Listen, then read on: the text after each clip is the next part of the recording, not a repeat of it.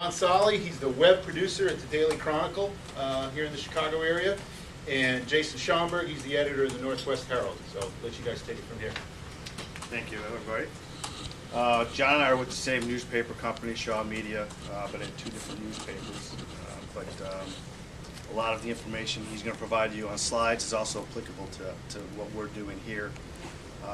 Can we get I wanted to kind of get a sense for everybody in the room, how many newspaper publishers or reporters or whoever are here, digital editors, have active social media use within the newsroom, like Facebook pages, Twitter pages? Good, almost everybody. Good. Well, contrary to what it says on your program there, I don't think, and I don't want to speak necessarily for John, but I don't necessarily consider myself a superstar when it comes to this. We have some best practices. We have some things that have worked well. John and I are both part of building, and John continuing, a very successful kind of launch of social media at the Daily Chronicle in DeKalb, which John has continued and done very well with. But everybody in here has probably got some ideas that are different from what we're doing here. Could be better, could be different. This is for us to kind of provide some information, but I think it's more for everybody here to bring up topics or ideas or best practices to share with the whole room, so everybody can get involved and take away what they want to take away from it. So if you want to go through the slides a little bit. Yeah, Rich mentioned this, that social media is going up in terms of referral traffic. 2011, 27% of our referral traffic came from social media, and obviously we got this through our Google Analytics. 2012, it was 32%. So far, this year we're up to 44%. Social media is where we're going in terms of growth. And those numbers are significantly higher in DeKalb than they are at the Northwest Herald, where I'm at in Crystal Lake. And part of that is due to how well the two papers, or how well they don't, interact with Google and with people, and how well our sites come up through SEO, is what I'm trying to say. So for example, at Northwest in Crystal Lake, which is a newspaper from a circulation standpoint about 3 times bigger than DeKalb, in 2011, Facebook accounted for 5% of our referral traffic to our desktop site, and Twitter was 0.1%. That number jumped to 6% for Facebook in 2012, and about 0.4% for Twitter in 2012. And through April of this year, Facebook is up to 7% of our referral traffic. Beyond people coming directly to our site, Facebook is our third highest in terms of traffic to our site. Google is second. It's the opposite in John's newsroom, where beyond people coming directly to his site, Facebook is number one, right? Facebook is number one. We do need to do a little work in our SEO, but our social media is where our growth is. When it comes to our social media strategy, it's really 2 pillars: referral traffic, like I talked about, and brand recognition. We're in more places than we used to be online. People's reading habits are changing, how they consume news. We need to have a recognizable brand online, and that includes social media. So kind of what I want to ask you is, how important is your social media strategy to your newsroom? What is your social media strategy? If anyone wants to jump in. We encourage tweeting. Encourage tweeting, okay. Now, is there something in particular you're looking to accomplish when you send out a tweet? I think our reporters have their own Twitter feed, and then the editors mostly, although it varies a little bit, mostly contribute to the newspaper's Twitter feed.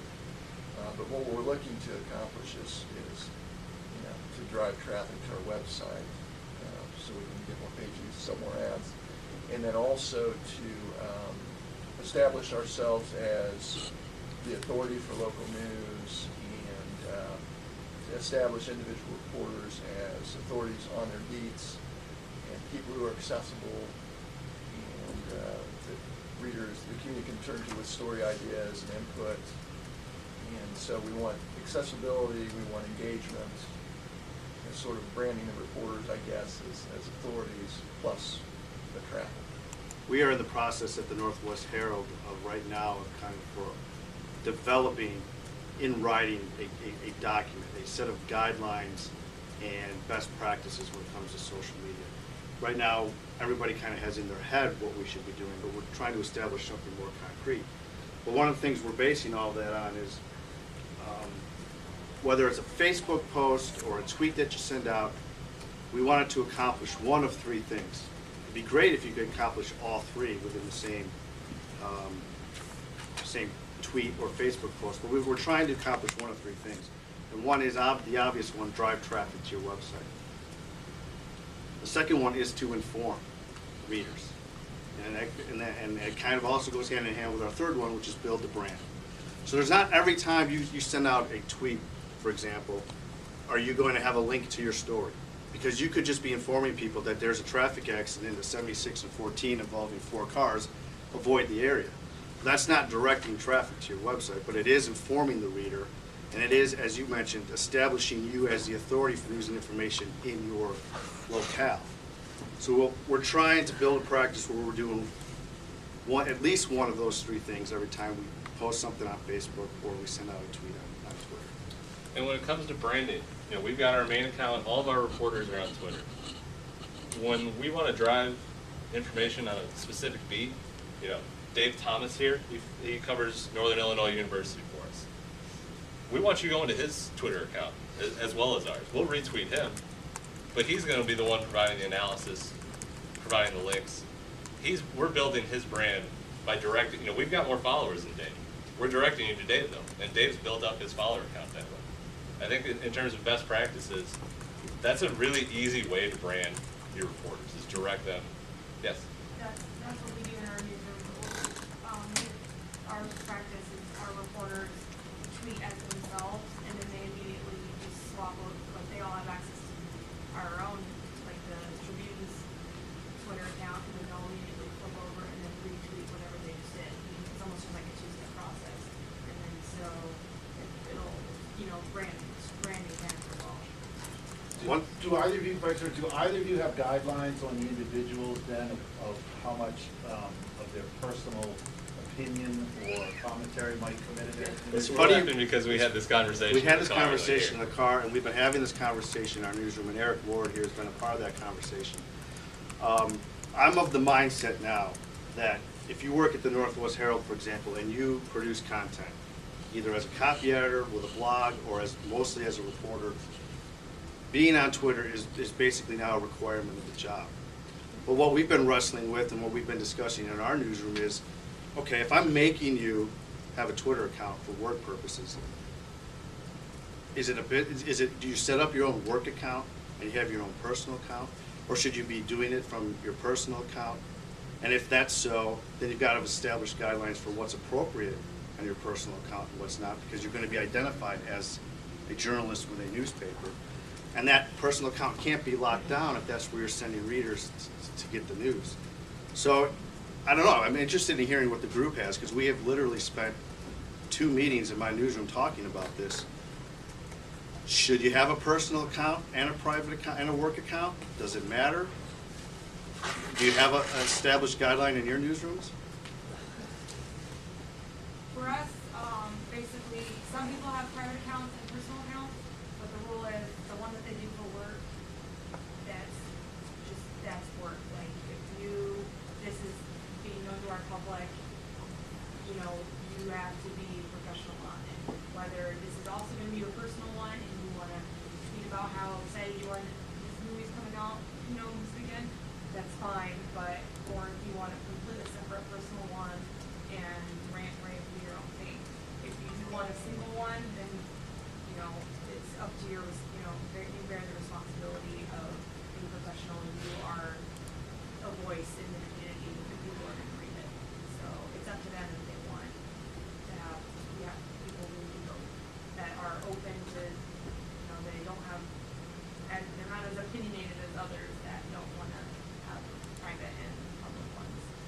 So I just want to clarify that point, Jason. Are you saying that at this point you guys do not have a firm written hand to somebody, here is the policy? No, we are developing that. Okay, does anybody have one of those? Does anybody have a social media policy in your newsroom that's written down and you can hand to somebody?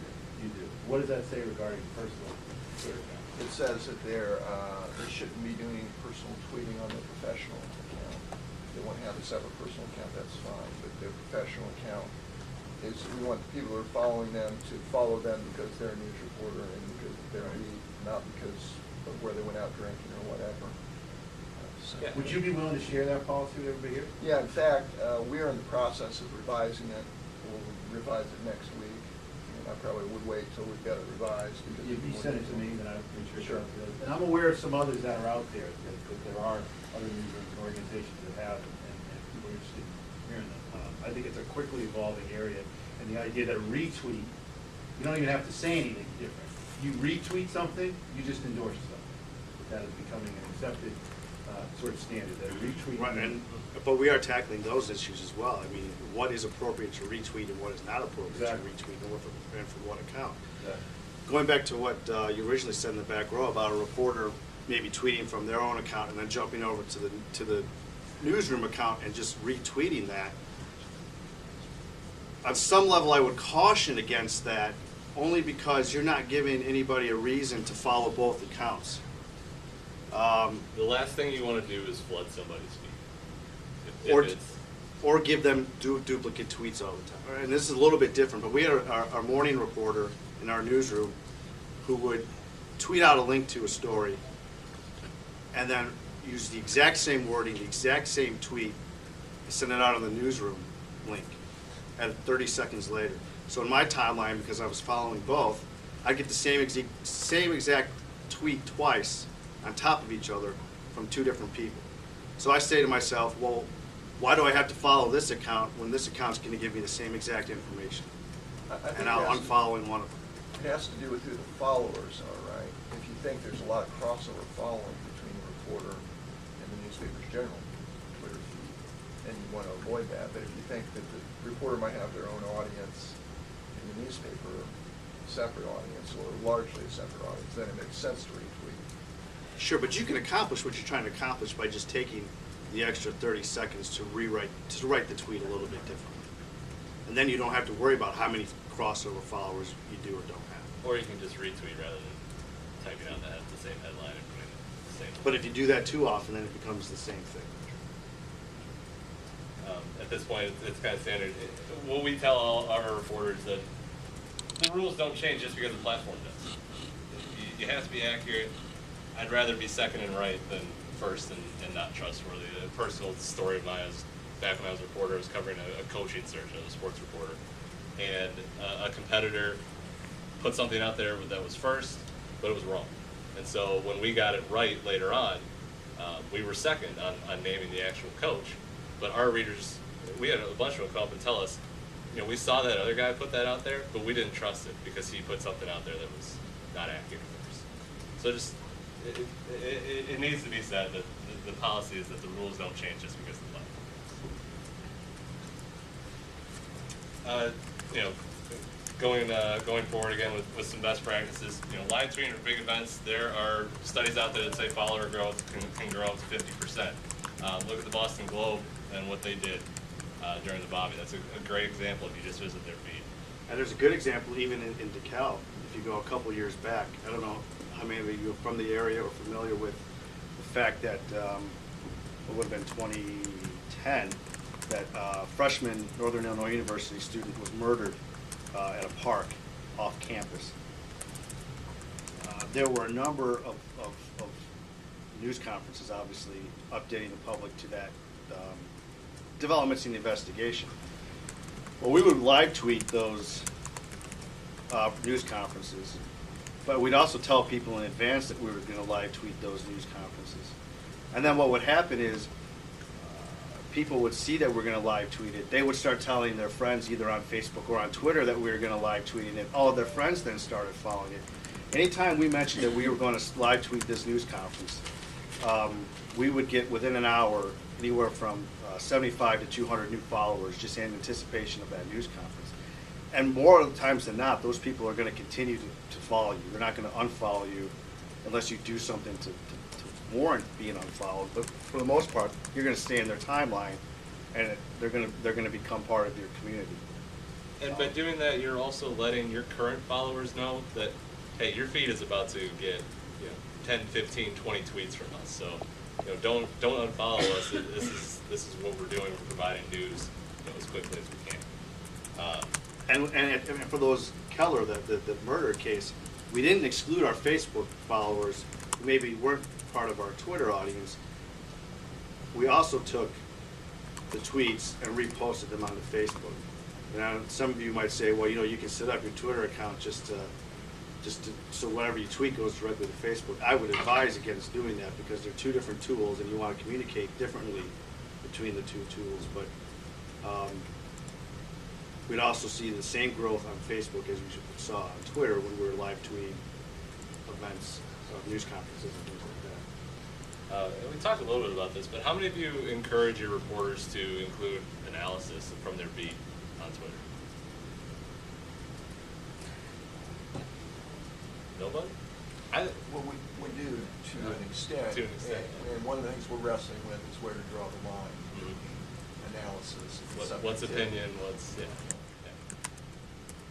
I think it's important. I think it can help build your brand.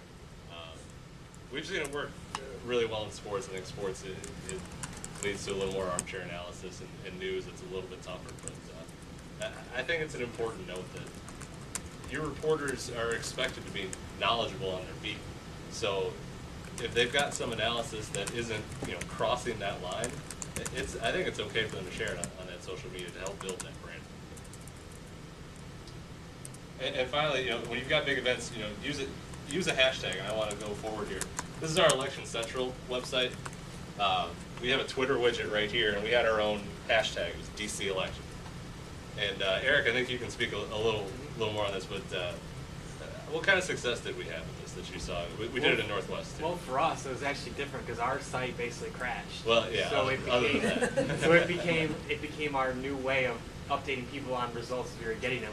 As you see on the left, that was supposed to change throughout the night with new numbers, and when that stopped working, we had to go to Twitter, and even though our big site fell apart, we were still able to get people the information that they needed on Twitter. Now, we didn't have the same server issues, but by including this hashtag, these are all our last tweets of the night. So if you scroll down, you'd find people tweeting at us, getting involved in the conversation, and at the same time, they can see results as they're updated. Yeah, we did get people asking for specific races. We had so many races that by the time you kind of got to the end, it was a pretty good amount of time. So you kind of could see someone asking for one and maybe start in a different spot the next time you went through it. And we've kind of used Twitter and the hashtags on Twitter as a way to replace live chats. And I'm sure, that's nothing new, but election night, especially in DeKalb, we used to have live chats the first hour and a half after the polls closed to when results started coming in, and we would shut it down based on how many people were getting involved. But this is a much easier way to do it by using hashtags on Twitter than trying to moderate a live chat within your site. So. And Twitter widgets are super easy to create. They really don't take any time at all, and it's a great way to get people more involved in your coverage. I love this. This is what the Oregon Student newspaper did back in January. And this is social media to the extreme, but it's folding it into your coverage. This is what they did for when the Oregon football team went to the Fiesta Bowl. So this took over their site. This was their entire homepage for the day. They had a Twitter column with a hashtag, an Instagram column, a live chat, and links to their stories. Page views went up 54%, and it leads to, I think, a trend that we're seeing more and more with second screen. I don't know if you saw the Pew report, but more and more people, I think it's 54% of adult cell phone users are using a second screen when they watch something on TV. You can fold that into your coverage, whether it's elections, big sports events, etc. And I see this. I probably visit this thing once a day. I love this. And I think it's where we can go in the future. I was going to say, it reminds me of a Rebel Mouse page where it brings in all your feeds, your Twitter, Facebook, Instagram, Yep. Google+. Yep, it's all in one spot. Everything that you're doing anyway is folded into one spot. And it's right there for your viewers. Anyone aware of anybody doing some good promotion around that second screen concept, like going to their readership and saying, hey, when you're watching this event or at this event, follow along on Twitter with us? Because I agree, I think that's, I just did it myself the other night at the Bruins game where they scored 2 goals in a minute and 20 seconds. It was unbelievable what was going on in Twitter while that was happening. Yeah. It was just I don't think so I don't think I entertaining. watch a sporting event now without having my iPad in front of me Yeah. and being on Twitter while the game's happening. It's so entertaining. And sometimes they're breaking stuff. Sometimes it's even like a reporter that before it makes the newscast, that they know that somebody got hurt, just got taken into the locker room, and that's on the Twitter before it's on the TV. And there was a ton of information, if we can go back to the Boston bombing, that was showing up on Twitter before it was showing up on anywhere else. So it was the same thing. I'm following on Twitter while watching it on TV at the same Or if time. you're looking at like the trending, like Bergeron's name started trending on Twitter, and it's because he had the game time, he made many goals in that Boston game. And so, but if people aren't even paying attention to it, sometimes it's game, and then they're getting all the extra time. I wonder why. You can't, unless you're looking for Bergeron's name, Google, that's not gonna show up like this on the website. Sounds like we got a lot of hockey fans in here. That's a good thing. I wonder if that can be done even with high school sports coverage. with Oh, both. sure. Yeah. Like you say, if Friday night you're at the football. game Friday night, follow on your phone. Well, that's one of the things that John and Eric, we just talked about yesterday in the meeting we had, are developing something like this for our sites, for prep football games, or for NIU football games, or Bears, and the- yeah, Bears election. games, exactly. So, but you talk about promotion of something like this. We're not doing second screens yet where we're at, but we are trying to promote places on the internet where you can have a conversation about the game. This Blackhawks Red Wings series, we're doing special spadias on game day around our sports section. There's probably 3 places in that spadia where we include the Twitter hashtag we are using, that our reporters will be using to follow along. We then take that Twitter hashtag, create a widget, and put it on our Blackhawks page so that it's feeding onto our website as well. Yeah, that's the point I want to make here. Use your print space. Do you need that brief in there, or can you put a promo in there that's your hashtag, and here's where you can follow us online. And the other thing that we try to do is to crowdsource ideas. We had in DeKalb back in the fall, someone was driving to work and said, "Oh, there's a ton of potholes around here." We put out on Facebook and Twitter, where are the worst potholes that you've seen? We got, I think, something like 330 comments on that Facebook post, and we got a ton of mentions on Twitter, and that turned into a story that a bunch of people ended up reading. So don't be afraid to crowdsource ideas. Social media is a two-way street. I don't know if anybody's heard of C-Click Fix here. Mm-hmm. I'm sure some of you may have. We have it on our site. Good. It's perfect for them. It's a mapping function, and it started in New Haven, but highly recommended it. It puts your newspaper right How do in you the spell neighborhood. it? What's that? How do you spell it? It's C Letter like, C? SCE, Click Oh, Fix. oh. And you can embed the widget. It's crowdsourcing essentially. All your, I guess the pothole thing is really the key. Yeah. And their slogan is potholes are the gateway to civic engagement. Highly recommended. Well, when you talk about engagement and reader engagement,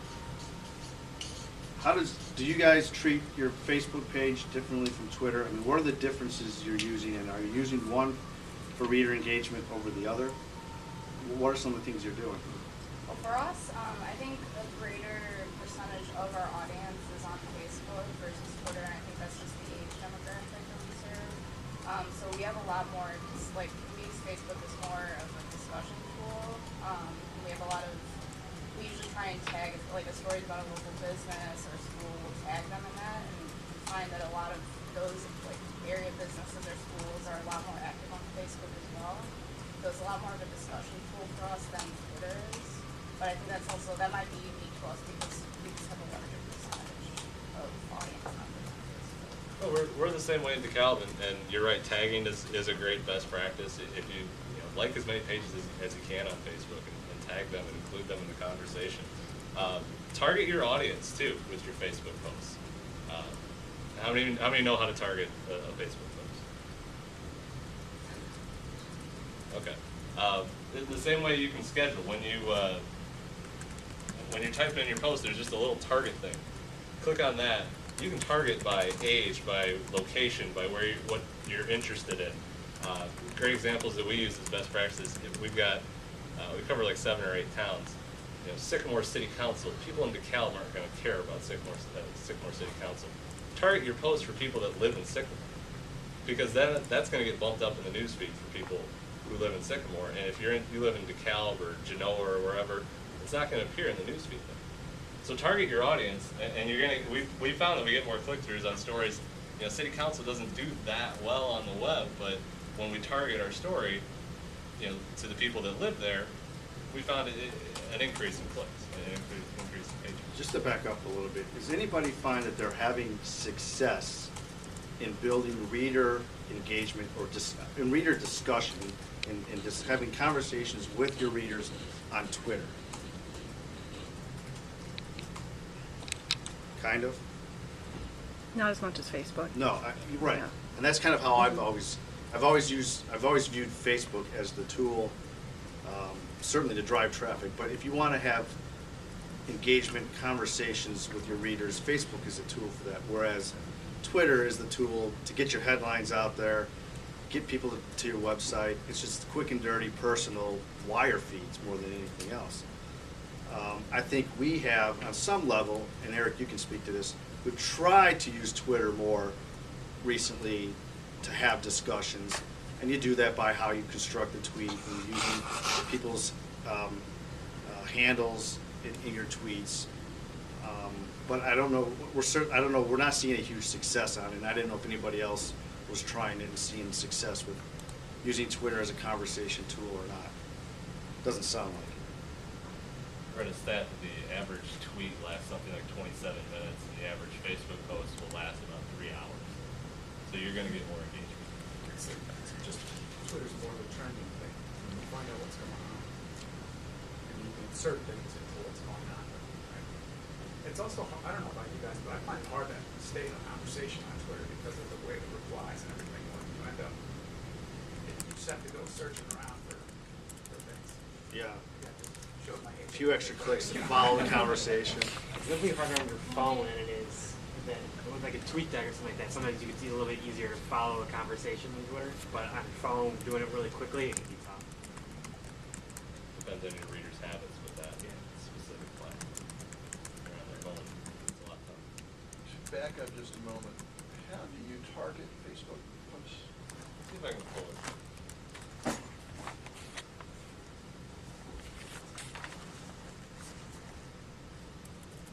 Give me a sec to log in.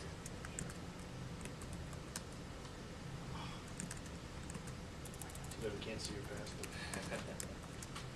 See my engagement. What? You're locked. I don't know my own. Oh, it's because you're on someone else's computer. You want to help me out on that one? PARKBR. BR. See if that's a winner. I don't even know what security functions. No pressure, everybody. It's under share. Anyway, It's under share. there's some other functions under share when the word is public usually is what you'll see you pull down on it. But After you post it. There we go. I'm looking at the previously posted links, maybe you're right.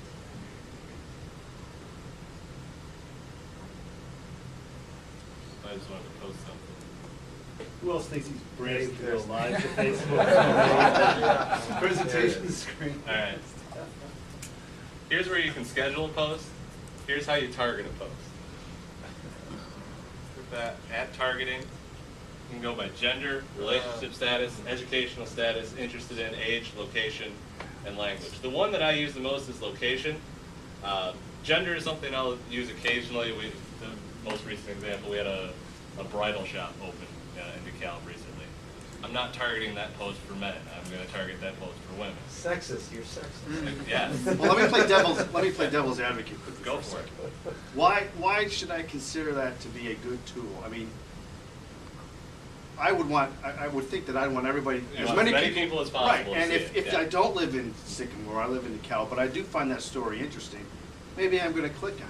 And if you get 30 people to click on it in that fashion, that's 30 more people you've driven to your website and to possibly other pages. Why should I eliminate that option by just targeting people who live in that town? Because I'm willing to bet that not as many people care about it as you may think.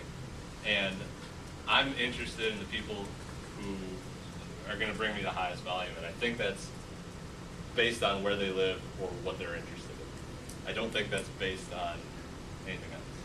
I should know this and I don't. Are we doing any of this, Eric? Yeah. We are. And I think the reason why we do it is some of what we talked about with branding.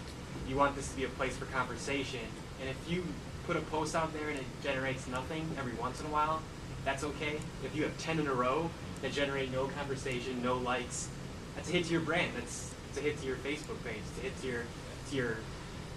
to this image. And part of it is, you know, I didn't used to do this. Before they offered this, we just posted it out to everybody.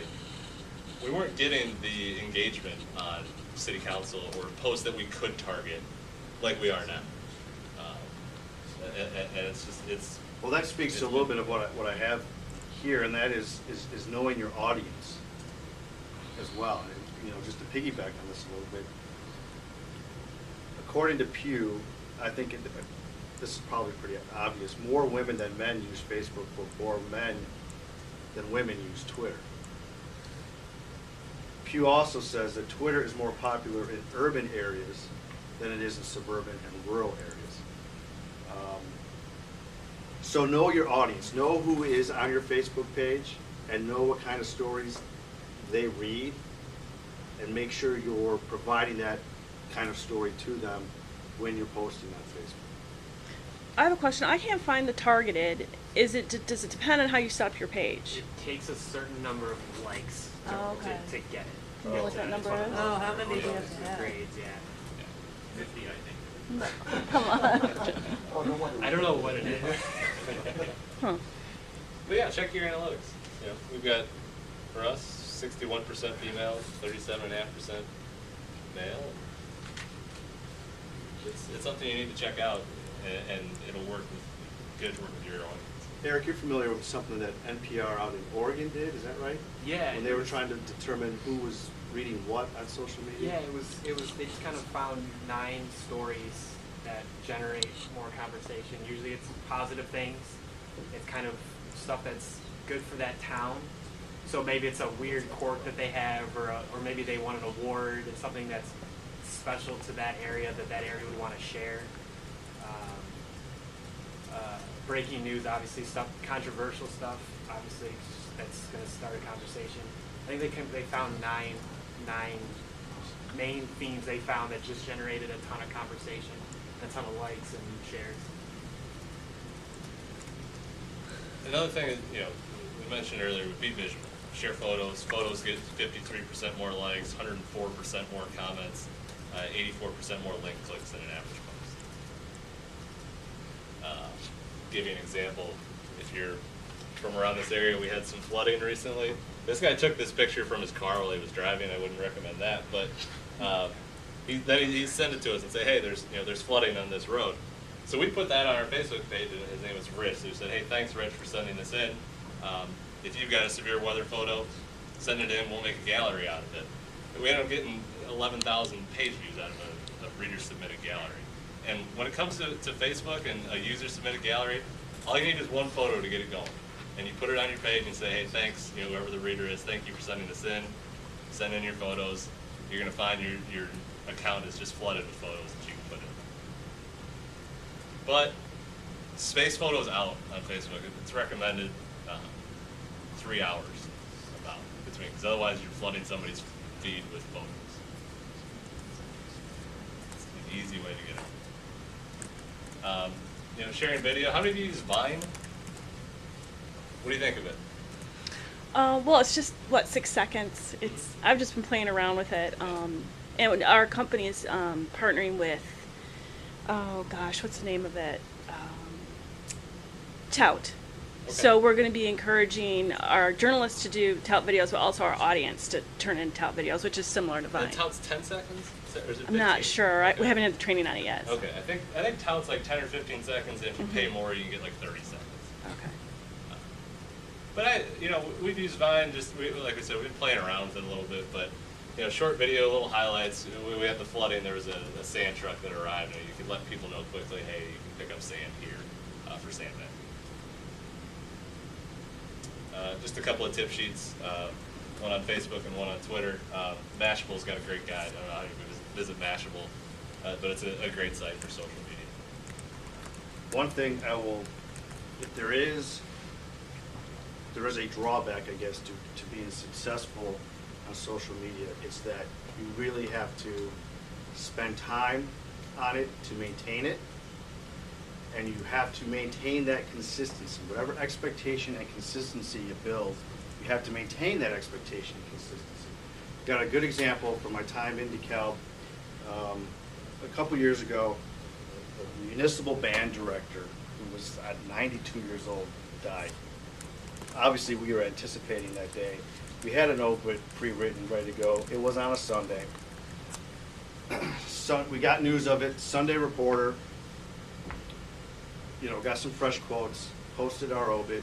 It had been online for a while. Well, a lot of the social media at that time, we didn't have a John in DeKalb when I was there. We didn't have a web producer. It was me and my news editor who were doing it. Sunday afternoon, I was at my daughter's birthday party. The news editor was driving from Wisconsin back to Sycamore. So the story never got posted to Facebook. It had been on our site all day, but it never got posted to Facebook. Well, we had built this expectation that if there was big news in the community, you could come to our Facebook page to get it and find out about it. And then typically they would follow that link and come to our page. But we had built up an expectation with some readers to go to Facebook first before they went to our page. I don't know why that would be. But so we started getting comments on the Facebook page. You know, Deep Palmer's down. I can't believe you guys don't have this story. Well, we did. It just wasn't on Facebook. We had built that expectation. So if you're that successful and you built that expectation, you then have to devote enough time and resource to maintain it. And that just something to keep in mind as you move forward. It's certainly worth doing, but you've also got to carve out the time and the resources to do it. How many of you have trouble with that?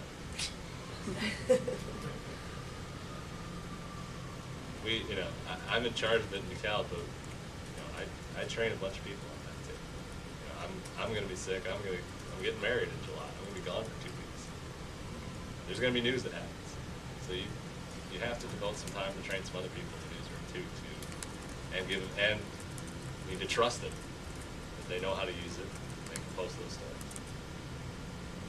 So what kind of things do you guys want to talk about? What are you seeing in your newsrooms? What challenges are you facing? Do you have some good ideas that have worked well for you when it comes to social media that you'd like to share with the group? Rather than sharing a story with the thumbnail embedded, share a photo, the headline and the description and a link, you get a lot more traffic on it. But I'm starting to wonder after what you just said, maybe we're doing that too much. I don't know. It's not. I don't know if it's too much. Just space it out. I think. You don't want to flood anybody's feed. I'm probably overcautious about that. But the last thing I want to do is flood somebody's feed. So if you space it out over a couple hours, I think you'll be fine. Are there any Twitter success stories? We tweet crime just as its own thing, and I think that, and we have 4 different papers, and we tweet all the crime stories for the area. You have one handle for yeah, one account and for- I think people like that, or at least they Crime engage. stories are always going to get read. Yeah. I think anyone who's seen analytics for your pages know that police reports are always going to be at the top of what you read. So that's a good idea. How many of you have your newspapers have multiple Twitter accounts that you're trying to brand beyond your newspaper Twitter account? We have a sports Twitter account. Okay. And then the reporters. Yeah, we're the same. We have a sports one. We own several different papers, but one of the papers has like a sports and we have like a shopping and dining blog, but also it's a separate branding, but it's all within the same name. But it's super fun. Anybody running into issues with the actual news sources and the topics in your community that you're covering tweet directly themselves, so they're sort of bypassing, you know, the newsrooms and the media. I mean, you know, Jason brought up, you know, the bombings in Boston. I mean, the police chief, you know, tweeted during, you know, I mean, you get official Boston Police Department tweets of what was happening, and that's hardly, you know, unique. I mean, that's happening all over the place. One of the webinars, actually, that out of this conference today, the next thing to happen here is a series of monthly webinars. And one of the webinars that we're preparing is on business reporting in this age of social media, where so many businesses are now communicating their information directly through social media. And as you're probably aware, like, you know, the Securities and Exchange Commission just recently said that a Facebook post or a Twitter post is an okay, allowable method for a publicly traded company to deliver news.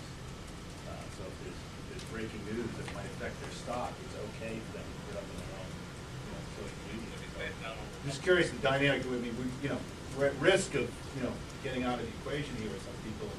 Do newsrooms jump in and retweet, you know, the information that's coming from some of the sources? Or? I would say, yeah. We do that. I come from a sports background. We've been fighting that forever.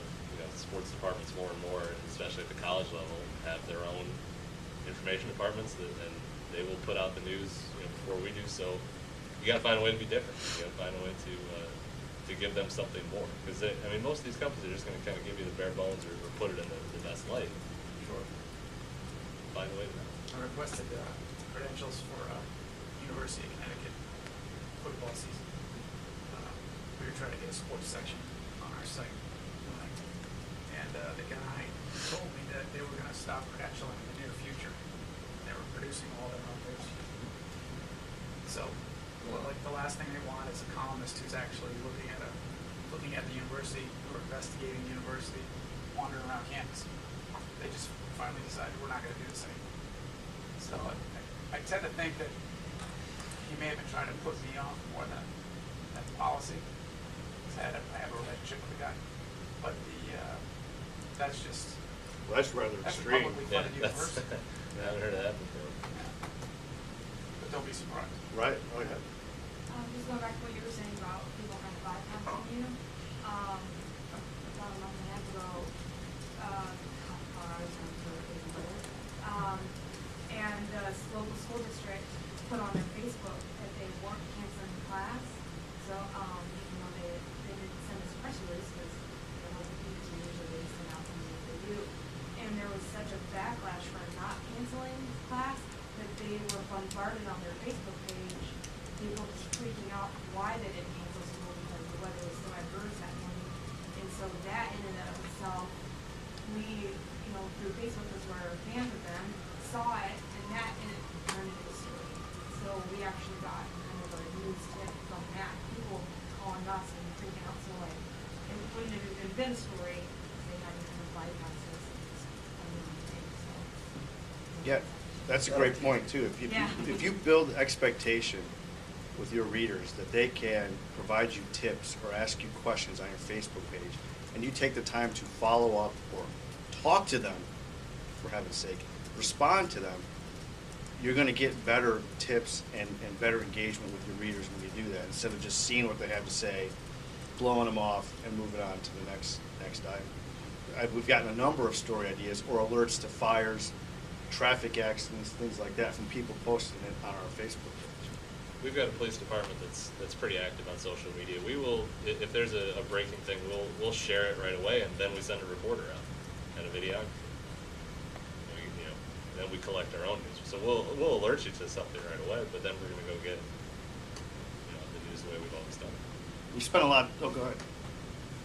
We've had some success with a thing we call an app called Huddle Up, which aggregates the tweets of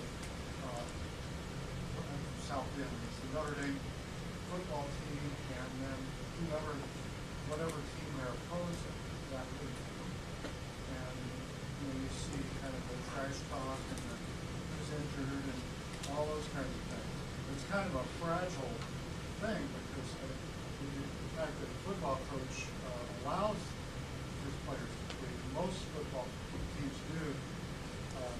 Notre Dame basketball coach does not allow that, and it could be, you know, they could shut these things off, but it's really kind of an interesting concept. So how exactly do you use that? I mean, is that, you have a We sell widget that the comes app. onto your website?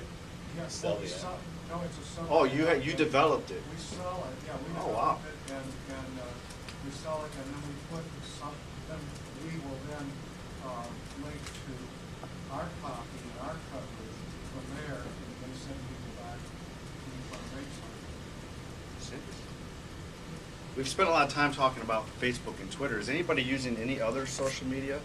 Pinterest, Google Plus, Tumblr, any of those kind of things? New Hive. You right? Mm-hmm. Yeah, Rebel we use Mouse. a lot of Pinterest.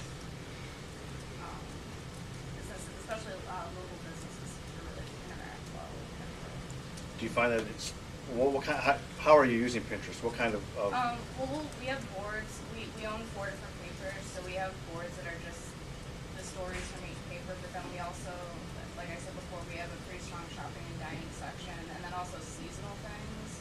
Our paper has a lot of like summer, Mother's Day, whatever. We have different guides to stories that we have on our site. So we'll pin images from there and then have a link back to our site. And the visual, I think, aspect of Pinterest establishes. do you have any idea how much traffic your Pinterest site produces and referrals to your site? It's still Facebook. I would say it's second behind Facebook. I have the numbers off the top of my head. So it's but beyond, it's more than Twitter. It's more than Twitter. Yeah. And what, you're using New Hive, you said? New Hive, Rebel Mouse, LinkedIn. Are you using LinkedIn as a media organization? No, I mean, Okay. You it's on, personally? yeah, and Yeah. it's on my to-do list. I explore new social media tools and then check them out and then make recommendations on, how we could use them. But I've been on, I think LMA actually had a webinar, wasn't it? On LinkedIn. You may have. Yeah. Are there people using LinkedIn as a media organization to? I've seen it Tool?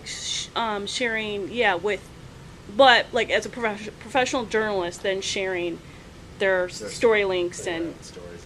initiating conversations about. Yeah, if I do a quick commercial, if you're not in the group Local Media Trends, go on LinkedIn and join Local Media Trends. And it's just a great group conversation on exactly what we're talking about here. Not necessarily reader focused, but just, great conversation in the industry. To your question, I don't know if you could set up groups that are more geographically based to have conversation with the community on LinkedIn. I'm sure somebody's doing it. Anybody else? Google Plus? Yeah, are you using that? Yeah, and unfortunately, if you don't start out with the right account in Google, you can't transfer that old account to a new one. That's like the biggest problem that I'm facing with it. But if you start out with your newspaper with everybody using a Google account, you provide for your staff Gmail accounts, and you can brand your paper. They'll allow you to have your own domain as a Gmail account. What happens is everybody in their group or friend list on Google Plus, and anybody in their address list will see your links in Google search results first. It's called personal search. Oh. It's huge, but we made a mess of it, but unfortunately. But like if you start out, buy into Google on that method, it works. We got one site in our group has seen like a 40% increase since they dialed in Google Plus with their. I forget the name of the plugin, I'm sorry, but they put the plugin on their site. It connects to their Google account and bang Zoom. Or seeing this woman's name first when they search for Governor Malloy. All her work that mentions Governor Malloy comes up first. So if you could start it over again, what would you do? I would Just- have made sure our YouTube account was under like a reasonable name, Yeah. something professional. Yeah. Because we had to abandon a YouTube account, basically. And that's bad, because after a while, if you've got hundreds of videos on an account that's not professional sounding, you're not gonna be able to really use it without a little bit of embarrassment, that kind of thing. So, I don't know if anybody knows, but Google owns YouTube now, and it's kind of dialed that into their product list. Sure. Any other Would you Pinterest or? consider like Scribble Live or Ustream social accounts. I mean, yeah, we're on those. What else was I looking at here? Instagram. What kind of success have you had with Ustream? Well, I run a media lab where I recruit bloggers for content sharing, and I train, I hold workshops there and that kind of thing. So I often use Ustream to live stream the workshop, so people who can't be there in person, because I'm reaching like a 4-county areas where I'm promoting it on meetup.com. And so yeah, we live stream the workshops and they can pop in. And then they ask questions through Scribble Live while watching it. Anybody using Tumblr? No. It's a good tool for visuals, more, I think, more than anything else. Yeah, I usually recommend to photographers who want to blog. I don't know a lot of news outlets that are using